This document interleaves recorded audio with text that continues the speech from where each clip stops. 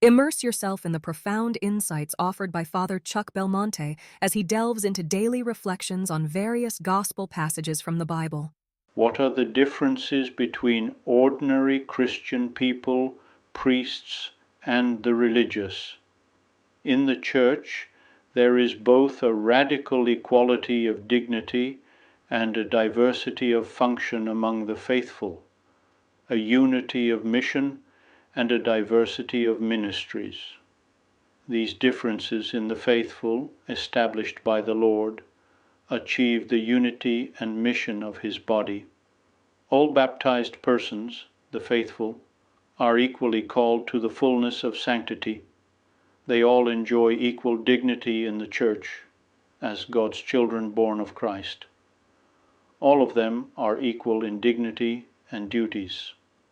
All are equally called to seek sanctity and apostolate. This call is their unity or principle of equality.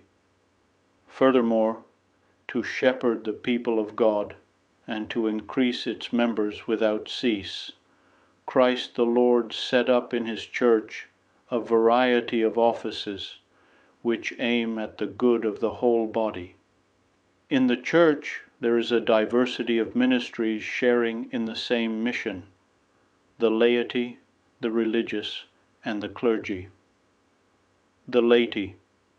Everything that is said of the people of God applies equally to the laity, the religious, and the clergy. Specifically, the Second Vatican Council described the laity. By reason of their special vocation, it belongs to the laity to seek the kingdom of God by engaging in temporal affairs and directing them according to God's will.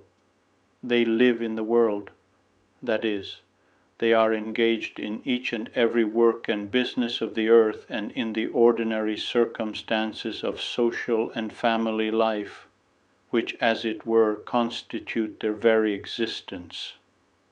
To spread the divine message of salvation, lay people do so either individually or by forming associations.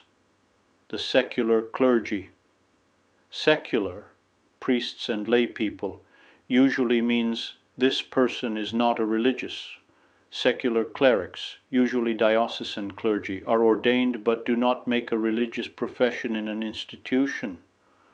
They retain their own property, unlike religious who renounce in the sense proper to vows, and their obedience is to the bishop in the way proper to clerical discipline. The priests of Opus Dei are included here.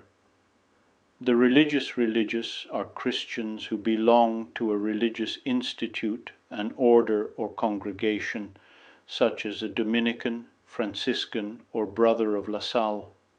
This also includes nuns. They are consecrated to God by vows of poverty, chastity, and obedience, abandoning the world for love of Him.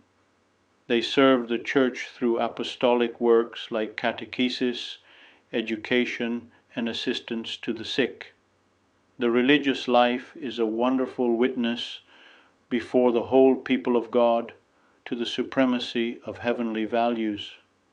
Yet the words religious and secular don't mainly mean good versus bad, or pious versus worldly. They refer to different kinds of church life and different canonical states, especially regarding consecration, vows, and how one lives in the world. To keep it clear, religious, in the usual sense, means belonging to a vowed, canonical, consecrated life. Secular means living outside religious profession, either as diocesan clergy or as lay faithful, though all can be holy and both serve the Church. I would be delighted to extend an invitation to you once again tomorrow for another insightful reflection on the Gospel by Father Belmonte.